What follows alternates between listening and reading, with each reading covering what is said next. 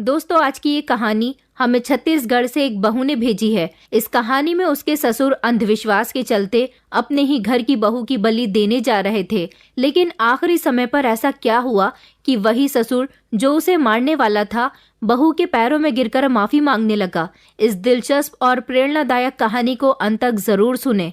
मेरा नाम प्रज्ञा है। मैं बहुत परेशान खड़ी हुई थी। मेरी नजर अलमारी की तरफ थी। आज जो मैंने अपनी आंखों के सामने देखा था वो बहुत ही अजीब था। मेरा शरीर जमकर रह गया था। पूरे कमरे में मुझे एक हैवानियत सी महसूस हो रही थी। मुझे नहीं पता था कि मैं किसी घर में नहीं बल्कि एक बहुत बड़े नर्क में रह रही हूँ। मेरी किस्मत ना जाने आज मेरे साथ क्या खेल खेलने वाली थी। अभी मैं खड़ी यही सब कुछ सोच रही थी जब अचानक पीछे से वो आ गया और उसने मुझे आवाज लगाई, ये क्या कर रही हो यहाँ पर। मेरे तो होश ही उड़ गए थे। मेरे होठों से कोई शब्द नहीं निकल पा रहे थे। मेरे हाथ थर थर कांप रहे थे। अभी मैं उससे कुछ कहती, उसने झट से मेरा हाथ पकड़ लिया। वो जोर जोर से हंसने लगा और फिर उसके बाद उसने कई दिनों तक मैं एक मिडिल क्लास फैमिली की रहने वाली लड़की थी। ये 3 साल पुरानी बात है, जब मैं कॉलेज में पढ़ती थी। मेरी पढ़ाई पूरी ही होने वाली थी। मेरे माता पिता अब मेरी शादी करवा देना चाहते थे, लेकिन मैं उनकी मर्जी के मुताबिक शादी नहीं करने वाली थी, क्योंकि मैं किसी और से प्यार करती थी। मैं जिस लड़के से प्यार करती थी वो मुझे दिलो जान से चाहता था। उसका नाम अतुल था। अतुल से मेरी मुलाकात 1 साल पहले अपने ही शहर में हुई थी। वो हमारे शहर में रहता तो नहीं था, उसका घर किसी गांव में था, मगर वो यहाँ पर नौकरी करता था। छुट्टियों में ही अपने घर जाया करता था। अतुल से मेरी मुलाकात तब हुई थी जब मुझे नौकरी करने का शौक चढ़ा था। मेरा इंटर कंप्लीट हुआ तो मुझे नौकरी करने की चाह जागने लगी। मैं अपना इंटरव्यू देने के लिए उसी कंपनी में गई थी जहां पर अतुल नौकरी करता था। वो एक बड़ी इंटरनेशनल कंपनी थी। मेरी एजुकेशन अभी इतनी नहीं थी। मैं बिना सोचे समझे और बिना अपनी फैमिली की परमिशन लिए ही अपना शौक पूरा करने के लिए घर से निकल पड़ी थी। लेकिन वहां जाने के बाद जब बॉस के साथ मेरा इंटरव्यू शुरू हुआ तो उन्होंने मेरी एजुकेशन को देखते हुए मुझे जॉब नहीं दी, मगर मैं कई दिनों तक वहां लगातार जाती रही कि मेरी नौकरी लग जाए, क्योंकि मुझे नौकरी करने का बहुत शौक था। मम्मी पापा कहते थे कि हम तुम्हें नौकरी करने की परमिशन नहीं देंगे, हमारे पास ऊपर वाले का दिया सब कुछ है, तो भला तुम घर से निकलकर नौकरी क्यों करना चाहती हो। अब उन्हें कौन बताता कि मेरी ख्वाहिश है कि मैं नौकरी करना चाहती हूँ। वो लोग तो सिर्फ अपनी मनमानी ही करते रहते थे, मगर फिर भी उनकी बात को इग्नोर करके मैं जब पहली बार उस ऑफिस में अपना इंटरव्यू देने के लिए गई थी तो मेरी मुलाकात अतुल से हुई थी। क्योंकि बॉस ने मुझे नौकरी नहीं दी थी और मैं सोच रही थी कि मैं उनसे थोड़ी मिन्नत करूंगी तो शायद वो मुझे नौकरी दे दें, लेकिन बड़ी कंपनियों में ऐसा नहीं होता। मैं वहीं दरवाजे पर खड़ी थक हार कर रो रही थी जब अतुल ने मुझे रोते हुए देखा और उसने मुझे बैठने के लिए कहा। वो मुझे समझाने लगा कि अभी तुम्हारी नौकरी करने की उम्र नहीं है, अभी तुम्हें आगे और एजुकेशन हासिल करनी होगी। मेरी उम्र वैसे भी बहुत कम थी। उसने मुझे इतने अच्छे तरीके से समझाया था कि मुझे उसकी बात जल्दी ही समझ आ गई थी। उसने मुझे कुछ ऐसी लड़कियों के बारे में बताया जो मजबूरी के तहत नौकरी करने के लिए निकल जाती हैं, मगर घर से निकलकर नौकरी करना लड़कियों के लिए कोई आसान काम नहीं होता। लड़की अपनी इज्जत को अपने हाथ में लेकर नौकरी करती है और अगर उसके हाथ से उसकी इज्जत छूट जाए तो वो लड़की कहीं की नहीं रहती। वो और ही लड़कियां होती हैं जो नौकरी करती हैं। कोई अपने घर की तरफ से मजबूर होती है तो कोई किसी बात से मजबूर होती है, लेकिन तुम्हारे पास तो कोई ऐसी मजबूरी भी नहीं है जिसके तहत तुम नौकरी करना चाहती हो। तुम्हारे घर वाले बहुत अच्छे हैं जो तुम्हें नौकरी करने से मना कर रहे हैं, लेकिन तुम्हें उनका कहना मानना चाहिए। हमें हमेशा अपने बड़ों की बात को अहमियत देनी चाहिए, क्योंकि कभी कभी हम बड़ों की बात ना मानकर कुछ ऐसे फैसले कर लेते हैं जिससे हम बहुत बड़ा नुकसान उठा लेते हैं। उसने कहा, मेरी मानो तो अपने माता पिता के कहने पर चलो। अगर वो लोग तुम्हें नौकरी नहीं करवाना चाहते तो तुम मत करो। अभी आगे और पढ़ाई करो, कामयाब बनो, तब जाकर नौकरी करना ज्यादा बेहतर रहेगा। वो समय तुम्हारे लिए एक ऐसा समय होगा जब तुम्हें नौकरी तलाश करने की जरूरत भी नहीं पड़ेगी। तुम खुद ही इतनी होनहार हो जाओगी कि लोग तुम्हें तुम्हारे पास खुद नौकरी ऑफर करने के लिए आया करेंगे। आज से पहले कभी भी मुझे किसी इंसान ने अतुल के जैसे नहीं समझाया था। अतुल बहुत इंटेलिजेंट और सुलझा हुआ लड़का था। मैं वहां से चली तो आई थी और फिर मैंने दोबारा नौकरी के लिए ट्राई भी नहीं किया। अपनी पढ़ाई पर ध्यान देना शुरू कर दिया। लेकिन उसके कुछ दिनों बाद मेरी मुलाकात अतुल से शॉपिंग मॉल में हुई थी। मैं उससे मिलकर बहुत खुश हुई थी और उस दिन के बाद से फिर हम दोनों धीरे धीरे कहीं ना कहीं टकराने लगे। हम दोनों के बीच बातचीत का सिलसिला शुरू हो गया। हम दोनों ने एक दूसरे को अच्छी तरह से जान पहचान भी लिया था। हम दोनों एक दूसरे के साथ इतने अटैच हो गए थे कि हमें एक दूसरे से मोहब्बत हो गई थी। अतुल ने मुझे बताया था कि उसका उसके पिता के अलावा और कोई भी नहीं है। वो अपने माता पिता का इकलौता बेटा था। 12 साल पहले उसकी माँ का देहांत हो गया। उस समय वो छोटा था और उसके पिता के लिए उसकी परवरिश करना बहुत भारी हो रहा था। इसलिए उन्होंने अपने बेटे को शहर के बोर्डिंग स्कूल में पढ़ने के लिए डाल दिया। वो अपने बेटे से एक हफ्ते में एक बार मिलने के लिए आ जाते थे। अपने बेटे की ज़रूरतों को पूरा किया करते थे। छुट्टियों के समय अतुल अपने घर पर चला जाता था। जैसे जैसे अतुल बड़ा हुआ और उसकी पढ़ाई पूरी हुई तो उसने इसी शहर में नौकरी भी तलाश कर ली थी। उसकी एजुकेशन अच्छी थी, वो बहुत ही इंटेलिजेंट था, इसलिए उसे अच्छी पोस्ट पर नौकरी मिल गई और अब वो पैसे कमाने लायक हो गया था। वो पैसे कमाकर अपने पिता को गांव भेज दिया करता था। वो बताता था कि मेरे पिता को मुझ पर बहुत गर्व है। बचपन से लेकर अब तक उसके पिता ने उसे माँ और बाप दोनों का प्यार दिया है। अतुल हमेशा अपने पापा के लिए फिक्रमंद रहता था। उसका मन तो बहुत करता था कि वो अपने पापा के साथ रहे, इसलिए उसने अपने पापा से कई बार कहा था कि वो उसके साथ शहर में आकर रहने लगे, लेकिन उसके पापा ने साफ इनकार कर दिया। उनका कहना था कि मैं शहर में नहीं रह सकता, मेरा वहाँ पर गुजारा नहीं है, तुम ही गाँव वापस आ जाओ और गाँव में ही अपना कोई कारोबार कर लो। नौकरी नौकरी ही होती है, लेकिन अपना कारोबार होता है। अतुल का मानना था कि उसे अभी थोड़ी और मेहनत करनी चाहिए, थोड़ा और ज़्यादा पैसा कमा लेना चाहिए। उसके बाद वो गांव में कहीं कोई ज़मीन ले लेगा और उस ज़मीन पर अपना कोई बिजनेस स्टार्ट कर लेगा। इस तरह वो अपने पापा के साथ भी रहेगा, लेकिन उससे पहले उसे यहाँ शहर में रहकर अभी थोड़ी और मेहनत करनी थी। वो मेहनत कर रहा था। मुझे भी उससे इतनी मोहब्बत हो गई थी कि मैंने ठान लिया था मैं शादी अतुल से ही करना चाहती हूँ। 2 साल इसी तरह से गुजर गए थे। अब मुझे अतुल से शादी करनी थी, क्योंकि हम दोनों अपना रिश्ता काफ़ी समय से सबसे छुपाते आ रहे थे। अब आगे मुझ में हिम्मत नहीं थी कि मैं अपने घर वालों से अतुल का और अपना रिश्ता छुपा सकूं, लेकिन उसका कहना था कि अभी मैं गांव जाकर अपने पापा से तुम्हारी और मेरी शादी की बात करता हूं। वैसे वो कहता था कि मेरे पापा तो हम दोनों के लिए मान ही जाएंगे, तुम्हें अपनी फैमिली को मनाना होगा। वो ठीक कह रहा था। उसके पापा की जिस तरह से वो तारीफ किया करता था, उस हिसाब से तो मुझे भी यही लगता था कि वो एक ही बार में हम दोनों के लिए मान जाएंगे। मगर प्रॉब्लम तो मुझे अपने घर वालों को राजी करने में आ रही थी। पहले तो मेरी हिम्मत ही नहीं हुई कि मैं किस तरह अतुल और अपने बारे में अपने घर पर बताऊं, लेकिन मैंने बहुत हिम्मत करके जब अपने मम्मी पापा और सारे बहन भाइयों के सामने ये बात रखी तो सब लोग हैरान रह गए थे। हालांकि मुझे बहुत डांट भी पड़ी थी कि तुम हमारे भरोसे का इस तरह से फायदा उठा रही हो, लेकिन मैंने उनको यकीन दिला दिया था कि मैं ही नहीं बल्कि अतुल भी मुझसे बहुत प्यार करते हैं। मेरे परिवार वालों ने फैसला किया कि वो अतुल से मिलना चाहते हैं। उन्होंने अतुल से मुलाकात की। उन्हें अतुल पसंद आ गया था, क्योंकि वो देखने का भी अच्छा था और अच्छा कमाता भी था। मेरे घर वालों ने अतुल से कह दिया था कि हम तुम्हारे पापा से बात करना चाहते हैं और शादी की डेट फिक्स करना चाहते हैं। अतुल ने फ़ोन करके जब अपने पापा से कहा कि आपको यहाँ शहर आना पड़ेगा, तो उसके पापा ने शहर आने के लिए फ़ौरन ही इनकार कर दिया। उनका कहना था कि तुम किसी भी लड़की से शादी करो, मुझे कोई एतराज़ नहीं है। ये बात सुनकर अतुल खुश हो गया था। उसने इसी तरह से मेरे परिवार वालों को अपने पापा की कही बात बता दी थी। मेरे पापा ने कहा था, लेकिन तुम हमारी बेटी को कहाँ रखोगे? तुम तो यहाँ किराए के फ्लैट में रहते हो, तुम्हारा तो अपना यहाँ घर भी नहीं है। अतुल कहने लगा कि मैं कुछ दिनों के लिए गांव चला जाऊंगा। आप लोगों को अगर बुरा ना लगे, आप लोग यहाँ अपने हिसाब से रस्में कर लेना और वहाँ मैं प्रज्ञा को ले जाकर अपने गांव के हिसाब से रस्में करूंगा। मेरे परिवार में मेरे पापा के अलावा कोई भी नहीं है। अगर यहाँ शादी पर मेरे पापा नहीं हुए तो मैं ये शादी नहीं कर सकूंगा।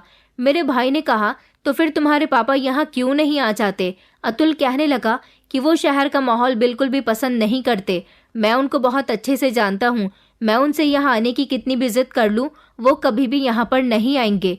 उनको प्रज्ञा पसंद आ गई है। उन्हें मेरी शादी से कोई एतराज़ नहीं है, लेकिन मैं फिर भी अपने पापा के बिना शादी नहीं कर सकता।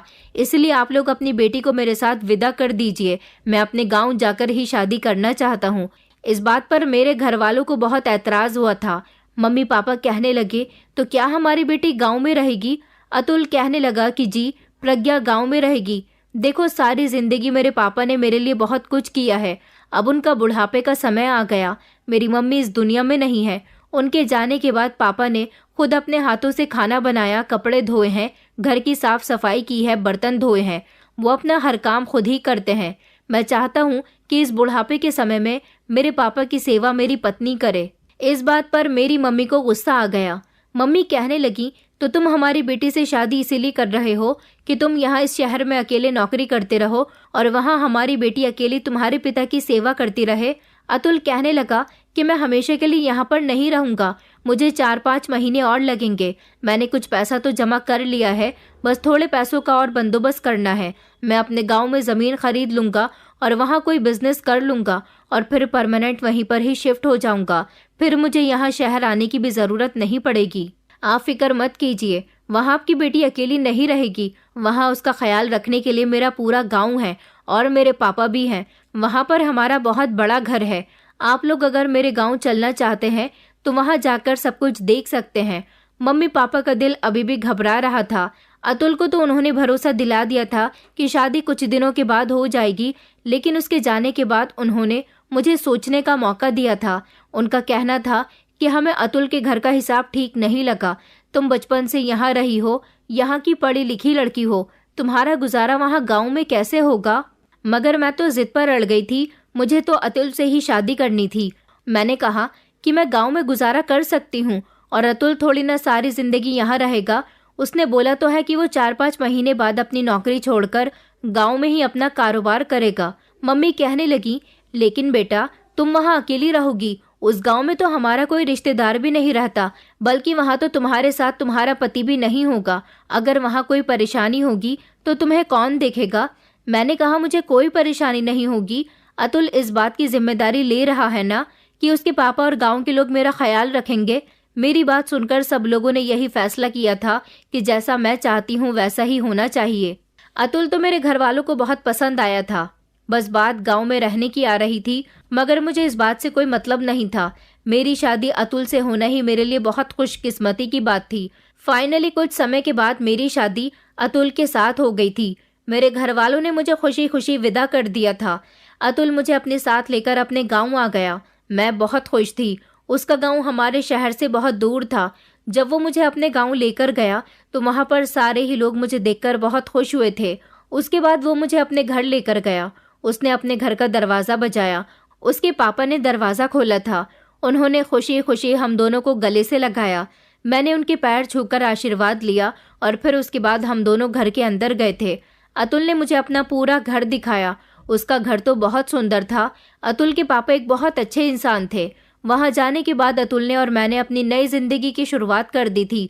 मैं जानती थी कि वहाँ पर कुछ दिन रहकर अतुल वापस शहर चला जाएगा। अतुल ने मुझसे वादा लिया था कि मैं उसके पापा की बहुत सेवा करूंगी, उनका बहुत अच्छे से ख्याल रखूंगी और अब इस घर की देखभाल मुझे ही करनी होगी। मैंने भी उनको भरोसा दिलाया था कि मैं आपके पापा की बहुत सेवा करूंगी। उन्होंने मुझसे वादा किया था कि मैं जल्द ही वापस आ जाऊंगा। अब मुझे तुम्हारे साथ रहना है। ये बात अभी तक मेरे ससुर को पता नहीं थी कि अतुल अपने साथ मुझे लेकर नहीं जाएंगे। अतुल ने शादी के अगले दिन जब अपने पापा को बताया कि पापा अगले हफ्ते मैं यहाँ से चला जाऊंगा, तो उसके पापा ने कहा कि बेटा बहू को यहाँ अपना गांव दिखाओ, कुछ दिन गांव में रुको, दोनों एक साथ वक्त बिताओ। वैसे भी तुम लोग यहाँ से जाने के बाद क्या पता कब वापस आओगे। ये बात सुनकर अतुल ने कहा कि पापा मैं यहाँ आपका ख्याल रखने के लिए आपकी बहू को छोड़कर जा रहा हूँ और अगली बार जब मैं यहाँ आऊँगा तो शायद फिर मैं यहाँ से भी वापस न जाऊँ। इस बार भले ही मैं यहाँ देर से वापस आऊँगा, लेकिन सारी जिंदगी अब यहीं पर रहने वाला हूँ। ये बात सुनकर तो जैसे मेरे ससुर चौंक गए थे। उन्हें शायद ये बात पसंद नहीं आई थी। उनके चेहरे पर एकदम घबराहट आ गई। वो कहने लगे, ये तुम क्या कह रहे हो और तुम्हारी नौकरी का क्या होगा? बहू यहाँ अकेले कैसे रहेगी? वो यहाँ किसी को जानती भी नहीं है। कहाँ वो शहर की रहने वाली लड़की और उसे तुम यहाँ इस गांव में छोड़कर जा रहे हो? मेरा मानना है कि तुम उसे अपने साथ ही ले जाओ। अतुल ने कहा कि नहीं पापा, अब 4-5 महीने के लिए मैं प्रज्ञा को अपने साथ वहाँ ले जाकर क्या करूँगा? वैसे भी मेरा असली घर और उसका असली ससुराल तो यही है। मेरे ससुर ने कहा कि 4-5 महीने से क्या मतलब है? अतुल कहने लगा कि मैं अब शहर में नहीं रहूंगा, नौकरी छोड़ दूंगा। मैंने इतने पैसे जमा कर लिए हैं कि मैं यहाँ आकर कोई ज़मीन खरीद लूंगा और यहीं पर अपना कोई बिजनेस सेट कर लूंगा। इस तरह मैं आपसे दूर भी नहीं रहूंगा। फिर हम लोग खुशी खुशी अपने घर में रहेंगे। सारी जिंदगी आप यहाँ अकेले रहे हो, अब आप अपने परिवार के साथ रहना। ये बात सुनकर मेरे ससुर को कोई भी खुशी नहीं हुई थी। मैं उनके चेहरे को देखकर समझ गई थी वो दिखावे की खुशी जाहिर कर रहे हैं। उन्होंने बातों ही बातों में कई बार अतुल से कहा था कि तुम्हें यहाँ आने की क्या जरूरत है, तुम जिस तरह शहर में नौकरी करते हो वैसे ही करते रहो, बहू को भी शहर ले जाओ। जबकि इस बात पर अतुल बार बार कह रहा था कि पापा मैं अब आपके साथ रहना चाहता हूँ, मगर उसके पापा को तो जैसे इस बात की कोई खुशी ही नहीं थी। मुझे ना जाने क्यों अतुल के पापा कुछ ठीक नहीं लगते थे। जैसे जैसे अतुल का और मेरा एक हफ्ता वहां पर गुजर गया था, एक हफ्ता पूरा होते ही अतुल को यहाँ से वापस जाना था। उन्होंने अपने सामान की पैकिंग शुरू कर दी थी। उनके पापा अभी भी उनको समझा रहे थे कि अपनी पत्नी को वापस ले जाओ, यहाँ बेचारी का मन नहीं लगेगा। ना तो मैं यहाँ से जाने के लिए तैयार थी और ना ही अतुल मुझे यहाँ से लेकर जाना चाहते थे। उन्होंने अपने पापा को भरोसा दिलाया कि मेरी पत्नी को यहीं पर एडजस्ट होना है, इसलिए वो यहीं रहेगी। और फिर पूरा एक हफ्ता मेरे साथ वो अपने गांव में गुजारकर वापस अपनी नौकरी करने के लिए शहर चले गए थे। उनके जाने के बाद मुझे उनकी बहुत याद आ रही थी। गांव के लोग बहुत अच्छे थे। जिस दिन से उन्हें पता चला था कि मैं गांव में आई हुई हूँ तो गांव की कोई ना कोई औरत मुझसे मिलने के लिए जरूर आती थी। मेरे ससुर एक मामूली से इंसान थे।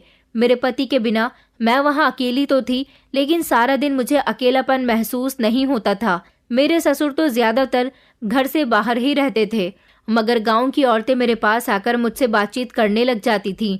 अतुल मुझे दिन में कई बार फोन किया करते थे, मुझसे मेरे हालचाल पूछते थे।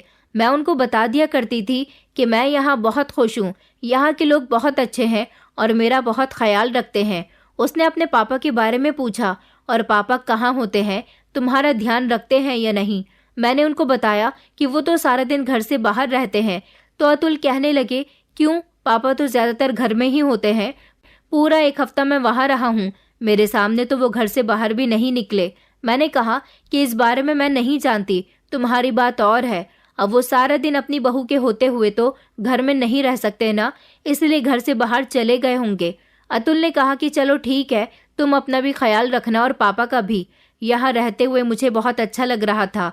मम्मी पापा से भी मेरी बात होती थी। उन लोगों को मैंने बता दिया था कि मैं यहाँ पर बहुत खुश हूँ। मेरे ससुर हर रोज ही घर से बाहर निकल जाते थे। वो इतनी सुबह सुबह चले जाया करते थे कि उस समय मैं सोकर भी नहीं उठती थी और शाम के समय तक घर वापस आ जाते थे। उनके हाथ में 2 थैले होते थे। कई दिन हो गए थे मैं पूरे घर की सफाई करती थी, लेकिन अभी तक मैं अपने ससुर जी के कमरे की सफाई करने के लिए नहीं गई थी। मैंने सोचा कि किसी दिन पापा मेरी शिकायत अतुल से ना कर दें कि बहू मेरे कमरे की सफाई नहीं करती, इसलिए मैं उनके कमरे की सफाई करने के लिए चली गई थी। वो उस समय घर में मौजूद नहीं थे। उनके कमरे के अंदर कदम रखते ही मुझे बड़ा अजीब महसूस हुआ था।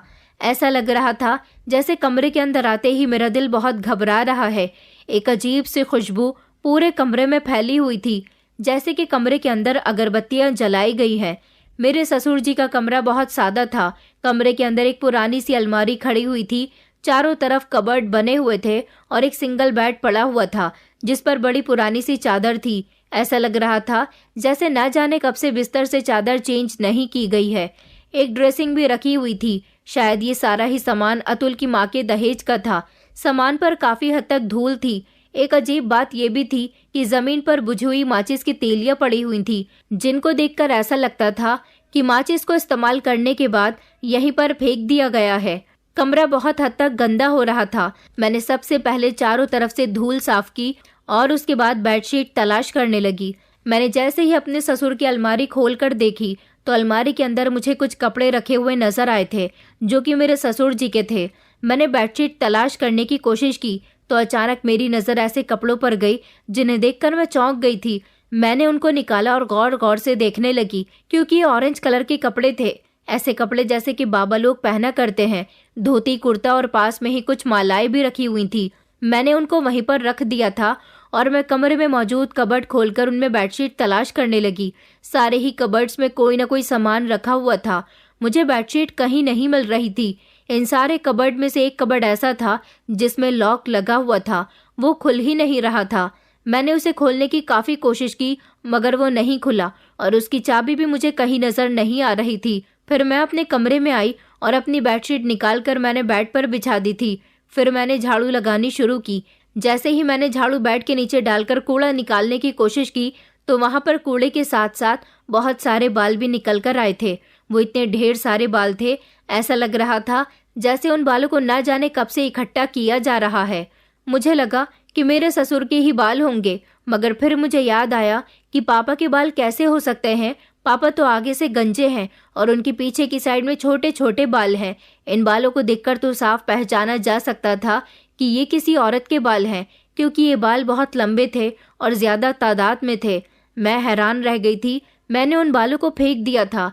अपने ससुर के कमरे को मैंने बहुत अच्छे तरीके से साफ कर दिया था और उसके बाद मैं अपने कमरे में आ गई थी। रात के समय जब मेरे ससुर घर में आए और अपने कमरे में गए तो वो थोड़ी देर बाद ही चिल्लाते हुए बाहर निकले। उन्होंने मुझे आवाज़ लगाई। मैं उनके पास गई तो उन्होंने मुझसे कहा कि बहू, ये क्या हरकत है। मैंने अनजान बनते हुए कहा, पापा कौन सी हरकत, क्या हुआ है। वो कहने लगे कि तुम मेरे कमरे में क्यों गई थी और तुमने मेरे सामान के साथ छेड़छाड़ क्यों की है। मैंने कहा, पापा मैंने आपके सामान के साथ कोई छेड़छाड़ नहीं की, मैं तो आपके कमरे को साफ करने के लिए गई थी। उन्होंने कहा कि मैंने तो तुमसे नहीं कहा था कि मेरे कमरे की सफाई करो, तो फिर मेरी इजाज़त के बिना तुम वहाँ क्यों गई। मैंने कहा, पापा आपका कमरा बहुत गंदा हो रहा था। वो कहने लगे कि आइंदा मेरी इजाज़त के बिना मेरे कमरे में मत जाना। मुझे अपने ससुर का ये अंदाज बिल्कुल भी पसंद नहीं आया था। वो बहुत गुस्से में लग रहे थे। मैं भी गुस्से में आकर अपने कमरे में बैठ गई थी और मैंने उसी समय अतुल को फ़ोन लगाकर उनके पापा के बिहेवियर के बारे में बता दिया। मैंने अतुल से कहा कि अगर मैंने तुम्हारे पापा के कमरे की सफाई लगा दी तो इसमें कौन सा गलत किया। वो तो मुझ पर ऐसे भड़क रहे हैं जैसे मैंने न जाने क्या कर दिया हो। अतुल तो मेरी बातों पर इतनी जोर जोर से हंस रहे थे कि मुझे भी हंसी आ गई। मैंने कहा कि इसमें हंसने वाली क्या बात है। वो कहने लगे, दरअसल पापा इतने सालों से अकेले रह रहे हैं ना, और अब तुमने उनके घर को साफ करना शुरू कर दिया, इसलिए उन्हें ये सब अच्छा नहीं लगा होगा। धीरे धीरे उनकी आदत हो जाएगी। तुम पापा की बातों का बुरा मत माना करो। अगले दिन मैं किचन में खाना बना रही थी जब अचानक मेरे ससुर अपना थैला लेकर घर के अंदर आ गए। हर बार उनके हाथ में ये दोनों थैले ही क्यों हुआ करते थे, मैं बार बार यही सोचती थी। एक दिन मैंने सोच लिया था कि मैं देखकर ही रहूंगी आखिरकार मेरे ससुर के थैले में क्या होता है। मैं अब अपने ससुर के पीछे पड़ गई थी। मैंने देखा कि वो खामोशी से कमरे के अंदर चले गए थे और उन्होंने थैला कमरे के बाहर ही रख दिया था। उन्हें ये नहीं पता था कि मैं किचन में मौजूद हूँ। मैं खामोशी से किचन से बाहर आई, इतने में वो कमरे में ना जाने क्या कर रहे थे। मैंने जल्दी से एक थैला खोल कर देखा तो उसके अंदर बड़ा ही अजीब सा सामान था। एक गुड़िया उसमें रखी हुई थी, बहुत सारी सुइयां मौजूद थी, नींबू, हरी मिर्च, काला कोयला और राख भी रखी हुई थी। मैं ये सब देखकर हैरान रह गई थी।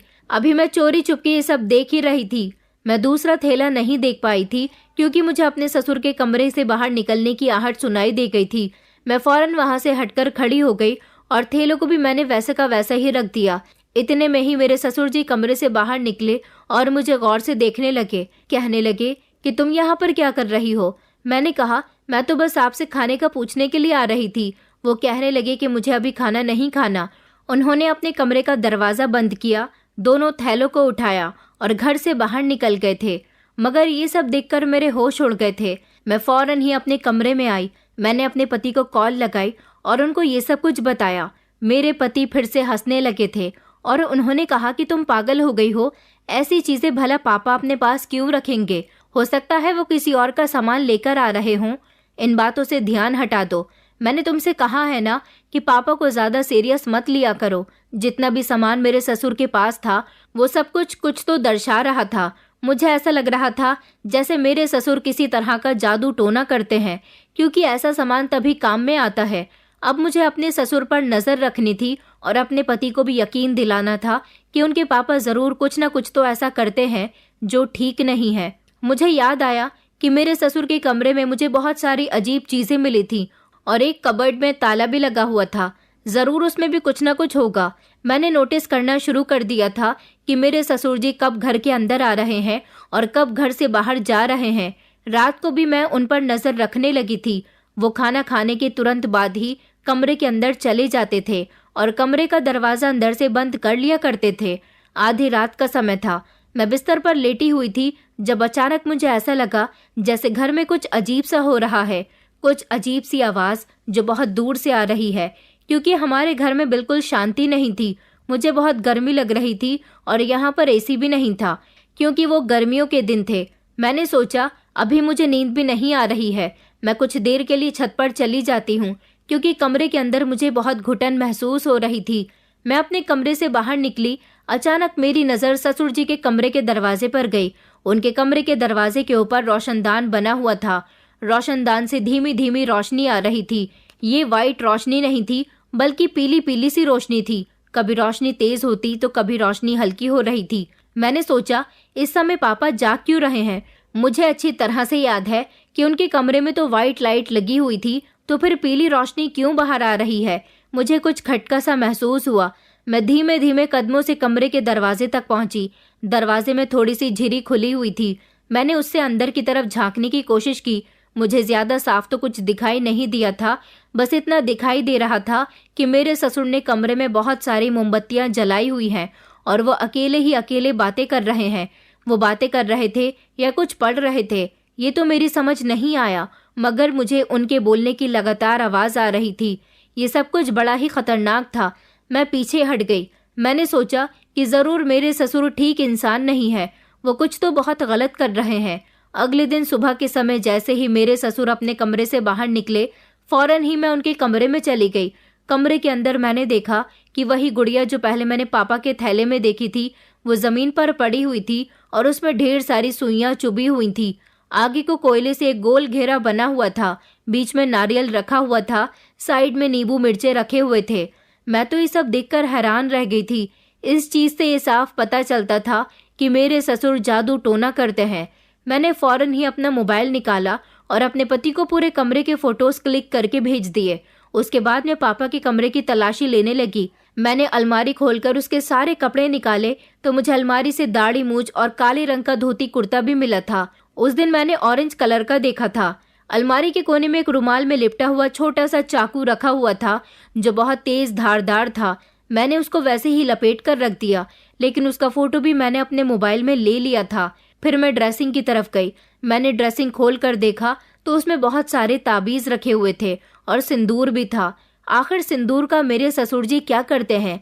मैंने बेड पर पीछे गद्दे हटाकर देखे तो वहां भी मुझे बहुत सारे ताबीज रखे हुए नजर आए थे।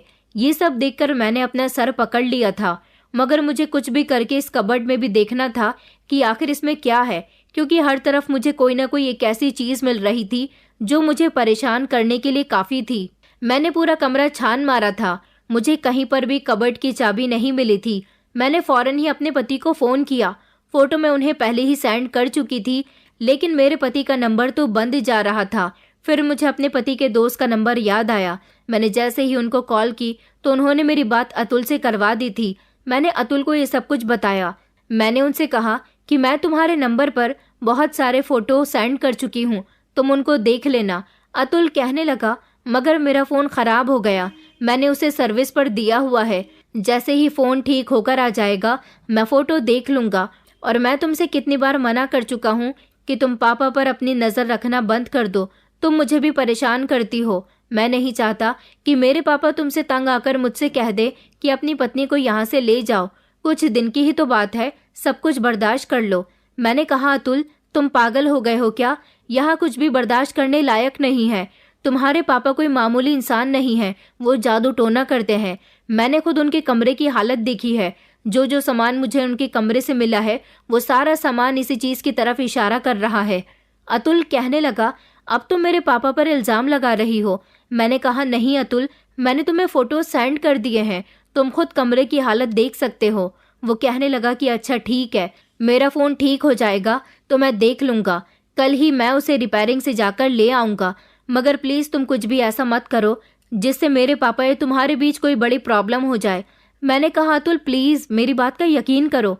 मगर वो तो अपने पापा को इतना शरीफ और सीधा इंसान समझता था कि मेरी बात पर यकीन करने के लिए राजी ही नहीं था। मुझे चाबी तो कहीं नहीं मिली थी, लेकिन मैंने फोटो क्लिक करके अपने पति को दे दिए थे। मुझे उम्मीद थी कि वो जरूर देख लेंगे। रात के समय फिर से मुझे अपने ससुर के कमरे से कुछ इसी तरह की आवाजें आ रही थी। अगले दिन सुबह के टाइम पर मेरे ससुर किसी से फोन पर बात कर रहे थे। मेरी नज़र तो पहले ही उन पर टिकी हुई थी। जब मैं दरवाजे पर खड़ी होकर उनकी बातें सुनने लगी तो मैंने सिर्फ इतना ही सुना था कि नवरात्रि के बाद एक रात मैं उसकी जल्द ही बलि दे दूंगा। इस तरह मैं बहुत ताकतवर बन जाऊंगा।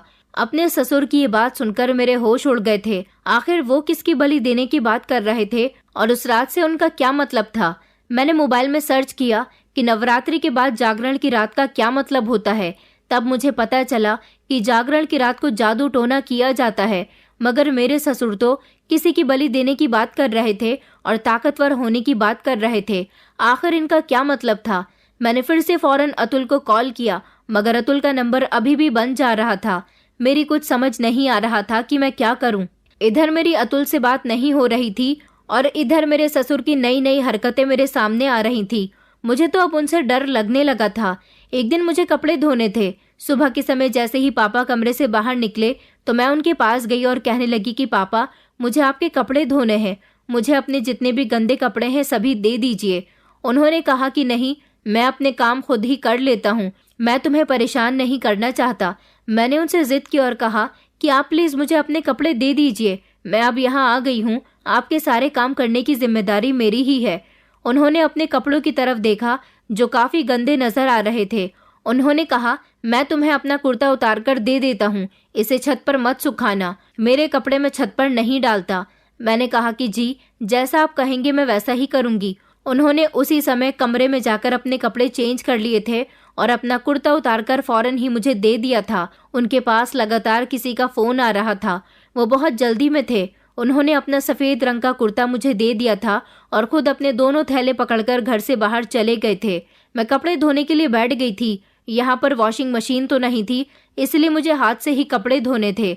मैं अकेली थी और अपने कपड़े तो फौरन ही धोकर डाल दिया करती थी। आज काफी दिनों के बाद मैंने अपने ससुर जी के कपड़े धोने के लिए थे। मैं भले ही शहर की थी मगर घरेलू सारे काम जानती थी। ससुर जी का कुर्ता धोते धोते अचानक मेरी नजर कुर्ते की जेब पर गई। उसमें कुछ था। मैंने जैसे ही जेब के अंदर हाथ डालकर देखा तो मेरे हाथ में चाबी आई थी। ये छोटी सी चाबी थी। इसको देखकर मेरे दिमाग में ख्याल आया कि कहीं ये उसी कबर्ड की तो चाबी नहीं है।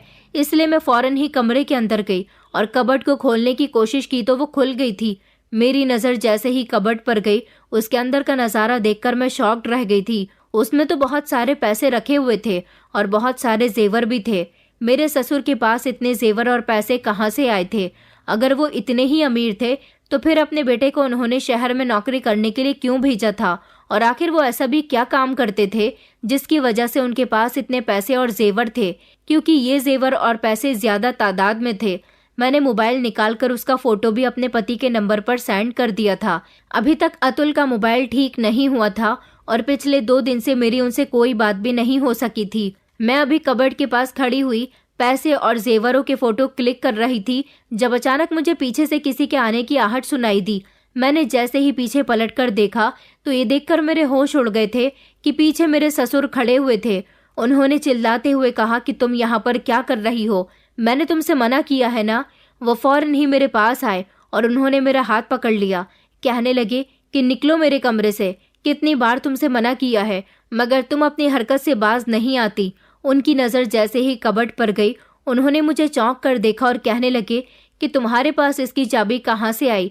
तुमने ये कैसे खोला? मैंने कहा कि मुझे आपकी सारी सच्चाई पता चल चुकी है। आप कुछ तो गलत करते हो। मुझे कमरे से बहुत सारी ऐसी चीज़ें मिली हैं जो साफ साफ जाहिर करती हैं कि आप जादू टोना करते हो। आखिर आप कौन हो? कोई मामूली इंसान तो नहीं लगते। मेरी इस बात पर मेरे ससुर जोर जोर से हंसने लगे और कहने लगे कि अच्छा, तो तुम्हें सारी सच्चाई पता चल गई है। वो पीछे पलटकर दरवाजे की तरफ गए और उन्होंने कमरे का दरवाज़ा बंद कर लिया। मैं तो घबरा गई थी। मैंने शोर मचाना शुरू कर दिया। मेरे ससुर कहने लगे, और ऊंची आवाज़ में चिल्लाओ, यहाँ तुम्हारी आवाज़ कोई भी नहीं सुनेगा। यहाँ वही होगा जैसा मैं चाहूँगा। तुम्हें क्या लगा कि तुम मेरे बारे में सब कुछ जान जाओगी तो मैं कुछ नहीं कर सकूँगा? अब तुम जब सब कुछ जान ही गई हो तो ये भी सुन लो कि 4 दिन बाद जागरण की रात है और मैं तुम्हें जान से मारने वाला हूँ। मैं काले जादू की तपस्या करता हूँ। मैं एक ऐसा बाबा हूँ जो अपने जादू टोने से ताकतवर बनना चाहता हूँ। ऐसे लोगों की मदद करता हूँ जो दूसरों पर जादू टोना करवाते हैं, जो मुझे ढेर सारे पैसे देते हैं। मैं गांव के चित्रकूटी बाबा के यहाँ जाकर अपने जादू टोने से लोगों की मदद करता हूँ, जिससे लोग मुझे ढेर सारे पैसे देकर जाते हैं। पैसे कमाने का मुझे शौक नहीं है, मगर मैं बस ताकतवर बनना चाहता हूँ। अपनी शक्तियों को आजमाना चाहता हूँ। अपनी शक्तियों से सब कुछ अपने वश में कर लेना चाहता हूँ। मैं दुनिया का सबसे ताकतवर इंसान बनना चाहता हूँ, और इसके लिए मुझे किसी अपने की ही बलि देनी होगी। अतुल मेरा इकलौता बेटा है। उसे तो मैं अपने फायदे के लिए नहीं मार सकता, मगर तुमसे मुझे कोई खास लगाव नहीं हुआ है। मेरे बेटे ने तुमसे पसंद की शादी की है। तुम अगर इस दुनिया से चली जाओगी तो वो दूसरी भी शादी कर सकता है। तुम मेरे घर में आने के बाद मेरी अपनी हो गई हो। चित्रकूटी बाबा ने कहा था कि अगर तुम्हें और ज्यादा फायदा उठाना है, अपनी शक्तियों से और ज्यादा शक्तिशाली होना है, तो तुम्हें जागरण की रात को किसी अपने की बलि देनी होगी और उसके बाद उसकी लाश के टुकड़े करके नदी में बहा देना होगा। उसके बाद तुम बहुत ज्यादा ताकतवर हो जाओगे, क्योंकि जागरण की रात हर त्योहार के बाद आती है। इन दिनों महोत्सव के दिन चल रहे हैं, और महोत्सव के दिनों में एक रात जागरण की रात भी आती है, जो कि बहुत ही शुभ मानी जाती है। 4 दिन के बाद जागरण की रात है, और उस रात मैं तुम्हारी बलि दूंगा। मुझे इस तरह लोगों का काम करने से और ज्यादा फायदा होगा। मैं यहाँ से अपना रूप बदलकर दाढ़ी मूछे लगाकर चित्रकूटी बाबा, जो कि मेरे गुरु हैं, उनके पास चला जाता हूँ।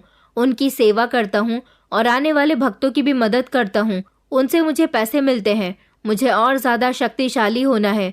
मुझे बलि देने के लिए मेरा कोई अपना नहीं मिल रहा था। मैंने तुम्हारी कुंडली बनाई, और जब तुम्हारी कुंडली ले जाकर अपने गुरुजी को दिखाई तो उन्होंने कहा कि इसी लड़की को मारकर शक्तिशाली हो जाओगे। मैं जोर से चिल्लाने वाली थी। मैंने अपने ससुर से कहा, ये आप बिल्कुल भी ठीक नहीं कर रहे हो। मेरे हाथ में मोबाइल तो था ही। मैंने जल्दी से अपने हाथ से मोबाइल उठाया और मैं पुलिस का नंबर डायल करने ही जा रही थी। इतनी ही देर में मेरे ससुर ने कोई राख सी चीज मेरे ऊपर फेंक दी, और फिर वो कुछ पड़ने लगे थे। जब वो राख मेरे ऊपर पड़ी तो मैं जोर जोर से खांसने लगी थी, और उसके बाद मुझे चक्कर आ गए। मैं बेहोश हो गई थी। जब मैं होश में आई तो मैंने देखा कि मेरे मुंह पर पट्टी बंधी हुई थी, जिसकी वजह से मैं कुछ बोल नहीं पा रही थी। मेरे पैर बंधे हुए थे और मेरे हाथ भी बंधे हुए थे। सामने मेरे ससुर खड़े हुए थे। मैं चीखने की कोशिश कर रही थी, हिलने की कोशिश कर रही थी, मगर मैं नाकामयाब रही। अपने ससुर की हकीकत मेरी आंखों के सामने आ गई थी। वो एक बाबा थे और अपने जादू टोने से लोगों की इच्छाएं पूरी किया करते थे। इससे बहुत ताकतवर भी हो रहे थे, अपनी शक्तियों का इस्तेमाल भी कर रहे थे, और उन्हें पैसा भी मिल रहा था। मगर अब वो और ज्यादा शक्तिशाली होना चाहते थे, इसलिए मेरी बलि देने के लिए तैयार हो गए थे। लेकिन जागरण की रात आने में अभी 3 दिन और 2 रातें आनी बाकी थी। मुझे कुछ भी करके अपने आप को बचाना था, लेकिन मैं कुछ नहीं कर पा रही थी। लगातार 2 दिन तक मैं भूखी प्यासी एक तरफ बंधी रही थी। मैं रो रो कर अपने ससुर से रिक्वेस्ट करने की कोशिश कर रही थी कि वो मुझे छोड़ दें, मगर वो तो घर में आते ही कम थे। उन्होंने मुझे अपने कमरे में कैद करके रखा हुआ था, और जब वो घर के अंदर आते तो मुझ पर न जाने क्या पड़ते फूंकते थे। एक रात मैंने देखा कि मेरे ससुर मेरी आंखों के सामने ही काले घेरे के बीच में बैठे हुए थे। उन्होंने काले रंग के कपड़े पहने हुए थे, माथे पर लाल रंग का टीका था। उनके आगे बहुत सारा सिंदूर रखा हुआ था। सिंदूर उठाकर उन्होंने मेरे माथे पर लगा दिया था। कमरे में अजीब सा घबराहट भरा माहौल था। चारों तरफ से अगरबत्ती की खुशबू आ रही थी। मोमबत्ती की रोशनी पूरे कमरे में फैली हुई थी। उन्होंने कहा था कि कल मैं तेरी बलि दूंगा, कल रात को चांद के निकलने के फौरन बाद ही। मैं जानती थी कि अब मेरी जिंदगी ज्यादा नहीं है, क्योंकि मेरे पति को मेरी बात पर यकीन नहीं था। वो अपने पिता को बहुत अच्छा समझते थे, और उन्हें तो ये भी नहीं पता था कि यहाँ मेरे साथ क्या हो रहा है। मेरा मोबाइल भी मेरे ससुर के पास ही था। पिछले 3 दिन और 2 रातों से मैं भूखी प्यासी यहाँ बंधी हुई थी। ना तो मेरी आवाज निकल पा रही थी और ना ही मैं कोई हरकत कर पा रही थी। मैं रो रही थी, अपने पति को याद कर रही थी, और मुझे बहुत बेबसी महसूस हो रही थी। मुझे अब समझ आ रहा था कि मेरे माता पिता यहाँ मुझे अकेले भेजने के लिए क्यों परेशान हो रहे थे। लेकिन मैंने उनकी बात नहीं मानी, और फिर वो वक्त भी आ गया था जब मेरे ससुर मेरी बलि चढ़ाने वाले थे। जागरण की रात आ चुकी थी। मेरे हाथ पैर अभी भी बंधे हुए थे, यहाँ तक कि मेरे शरीर पर निशान आ चुके थे। भूख प्यास से मेरा बुरा हाल हो रहा था। मेरे ससुर अलमारी की तरफ गए उन्होंने अलमारी खोलकर कपड़े में लिपटा हुआ वही चाकू निकाला जो एक बार मेरे हाथ लगा था, और उस चाकू को निकालकर वो उसकी धार तेज करने लगे। मैं तो उनको देखकर डर गई थी। मुझे अपनी मौत सामने खड़ी हुई नजर आ रही थी। उन्होंने पूरे कमरे का माहौल फिर से डरावना सा बना दिया था। उन्होंने कहा कि आज मैं बहुत शक्तिशाली बनने जा रहा हूँ। वो अपनी पहचान छुपाकर बाबा वाला काम किया करते थे, क्योंकि वो नहीं चाहते थे कि उनके बेटे को ये सब कुछ पता चले। उनका बेटा एक पढ़ा लिखा इंसान था। वो इन मनगढ़ंत बातों पर कभी भी विश्वास नहीं करता। तभी तो वो मुझे और अतुल को यहाँ नहीं रोकना चाहते थे। मुझे अपनी गलती पर एहसास हो रहा था। मुझे यहाँ रुकना ही नहीं चाहिए था। पहले ही मुझे यहाँ से भाग जाना चाहिए था। वो अपने बेटे के सामने तो घर से बाहर भी नहीं निकलते थे, कहीं उसे अपने पिता पर शक न हो जाए। उनके एक थैले में जादू टोना करने वाला सामान होता था, जबकि दूसरे एक थैले में पैसे हुआ करते थे जो वो अपने गुरु के पास से कमाकर लाया करते थे। मेरी तो जान निकली जा रही थी। मुझे बहुत डर लग रहा था। मैं भगवान से बार बार प्रार्थना कर रही थी कि मेरी जान बच जाए। मेरे ससुर ने सोच लिया था कि वो मेरे पति को बता देंगे कि मैं घर से भाग गई हूँ या कहीं खो गई हूँ, मगर वो मुझे रास्ते से साफ हटाना चाहते थे। मेरे ससुर ने मुझे बालों से पकड़ा और वो मुझे घसीटते हुए उस गोल घेरे में लेकर आ गए थे। उन्होंने मेरे हाथ पर लाल रंग का धागा बांध दिया और कुछ पढ़ने लगे। मैं उनको देख रही थी। उनकी आंखें अचानक लाल हो गई। उन्होंने हाथ में चाकू लिया। मेरी आंखों में आंसू थे और मैं बार बार गर्दन हिलाकर उनसे मना कर रही थी। उन्होंने चाकू तेज रफ्तार से ऊपर की तरफ उठाया। मैं जमीन पर ही लेटी हुई थी और उनको देख रही थी। वो चाकू से मेरी गर्दन काटने ही वाले थे। मैंने अपनी आंखें बंद कर ली थी जब अचानक तेज रफ्तार से कमरे का दरवाजा खुल गया और मेरा पति कमरे के अंदर दाखिल हुआ था। अतुल को देखकर तो मेरी जान में जान आ गई थी। अतुल ने झट से अपने पिता का हाथ पकड़ लिया और उसने जोर जोर से चिल्लाना शुरू कर दिया। वो इतनी जोर जोर से चिल्ला रहा था कि उसकी आवाज के साथ साथ आस पड़ोसी भी घर के अंदर दाखिल हो गए। अतुल ने मेरे हाथ खोले, मेरे मुंह से पट्टी हटाई, मेरे पैर भी खोल दिए। मैं अतुल के गले लगकर फूट फूट कर रोने लगी थी। अतुल ने कहा कि इस आदमी को पकड़ लो, क्योंकि मेरे ससुर भागने की कोशिश कर रहे थे। गांव के बहुत सारे लोग शोर शराबे की आवाज से इकट्ठा हो गए और मेरे ससुर जी को सबने दबोच लिया था। उनका एक अजीब ही रूप सबके सामने आ गया था। मेरे ससुर का बाबा वाला एक अलग ही रूप था और वो बाबा के रूप में मौजूद थे। जब मेरे पति ने उनकी दाढ़ी मूंछ हटाई तो वो अपने पिता को पहचान गया था। मैंने सब लोगों के सामने अपने ससुर की हकीकत अपने पति को बता दी थी, मगर हैरान करने वाली बात यह थी कि इस समय ऐसे मौके पर मेरा पति यहाँ कैसे पहुंचा। उन्हें कैसे पता चला कि मैं इतनी बड़ी मुसीबत में हूँ। मेरे पति ने कहा कि 3 दिन पहले जब मेरा मोबाइल रिपेयर होकर आया तो तुम्हारे भेजे हुए सारे फोटोज मैंने देखे थे। मैं पहचान गया था कि ये कमरा पापा का है, और जो तुम कहती थी कि पापा जादू टोना करते हैं, इस बात का विश्वास मुझे पापा के कमरे के फोटोज देखकर हो गया था। 3 दिन पहले जब तुमने मुझे कबर्ड में रखे हुए पैसे और जेवरात के फोटोज भेजे थे, उसे भी मैंने देख लिया था। और फिर उसके बाद से ही जब भी मैं तुम्हारा नंबर ट्राई कर रहा था, तुम्हारा फोन बंद जा रहा था। मेरी तो तुमसे रोज बात होती थी। 2-3 दिन मेरा फोन खराब रहा, लेकिन तुम्हारा फोन लगातार बंद जा रहा था। मैं घबराने लगा कि कहीं तुम्हारे साथ कुछ गलत तो नहीं हो रहा। मैंने तुम्हारे फोन की लोकेशन निकलवाई तो पता चला कि तुम्हारा फोन घर में ही मौजूद है। मुझे कुछ अजीब अजीब सा महसूस हो रहा था, इसलिए मैं फौरन ही वहां से घर आने के लिए निकल गया। और जब मैं यहाँ आया तो मैंने देखा कि पापा के कमरे का दरवाजा बंद है। मैंने तुम्हें पूरे घर में देख लिया था। मैंने झट से कमरे का दरवाजा खोल दिया और जो कुछ मेरी आंखों के सामने था उससे पापा की सारी सच्चाई मेरी आंखों के सामने आ गई। तुम मुझसे सच कहती थी कि मेरे पापा कोई नॉर्मल इंसान नहीं है। आज उनकी सच्चाई मेरे सामने आ गई तो मुझे एहसास हुआ कि मुझे पहली ही बार में तुम्हारी बातों पर यकीन कर लेना चाहिए था। मोबाइल खराब होने की वजह से मैं तुम्हारे भेजे हुए फोटो नहीं देख सका था, लेकिन जब तुमने पापा के कमरे के ऐसे हालात का फोटो भेजा तो मैं समझ गया था कि तुम पापा के कमरे में मौजूद हो। पापा किसी को अपने कमरे में जाने नहीं देते। इसका मतलब ये है कि कुछ ना कुछ तो गड़बड़ जरूर है। मैं तुम्हारे लिए काफी परेशान हो गया था। अच्छा हुआ मैं यहाँ वक्त पर पहुँच गया, वरना ना जाने क्या होता। मेरे ससुर बहुत शर्मिंदा हो रहे थे। मैंने अपने पति को और गांव के लोगों को सब कुछ बता दिया था। सब लोग शक्तिशाली बाबा के नाम से मेरे ससुर को जानते थे, मगर उनको ये नहीं पता था कि शक्तिशाली बाबा मेरे ससुर ही हैं, क्योंकि वो अपना रूप बदलकर वहां जाते थे और यहाँ एक मामूली इंसान की तरह रहते थे। मेरे ससुर की सारी सच्चाई सब लोगों के सामने आ गई थी और अब सबके सामने जो कुछ भी था उस हिसाब से मेरे पति ने अपने पिता को अरेस्ट करवा दिया था, क्योंकि वो मुझे मारने जा रहे थे। मेरे पति को ये उम्मीद नहीं थी कि उनके पिता इतना बड़ा काम भी कर सकते हैं। मेरे पति ने वक्त पर आकर मुझे बचा लिया था और इस तरह मैं जिंदा बच गई थी। कभी कभी हमें पता नहीं होता कि हमारे कुछ खास रिश्ते हमें इस तरह भी नुकसान पहुंचाने की कोशिश करते हैं। मेरे ससुर आज भी जेल में हैं। अगर थोड़ी सी भी देर और हो जाती तो वो मुझे मारकर बहुत शक्तिशाली हो जाते, ऐसा उनका मानना था। वो भले ही अपने जादू टोने से शक्तिशाली हो सकते थे, लेकिन मेरे पति मुझसे बहुत मोहब्बत करता था। उसकी मोहब्बत उसे यहाँ तक खींच लाई थी। वो आज भी जेल में है। मेरे पति ने अपने पिता से सारे संबंध खत्म कर दिए और उस घर से जादू टोने वाला सारा सामान उठाकर बाहर फेंकवा दिया। मेरे ससुर के साथ साथ उनके गुरु और बाकी सारे लोगों को भी अरेस्ट कर लिया गया, जो लोगों का ब्रेन वॉश कर रहे थे। मेरा पति मुझे वापस शहर लेकर आ गया था और अब मैं शहर में ही रहती हूँ।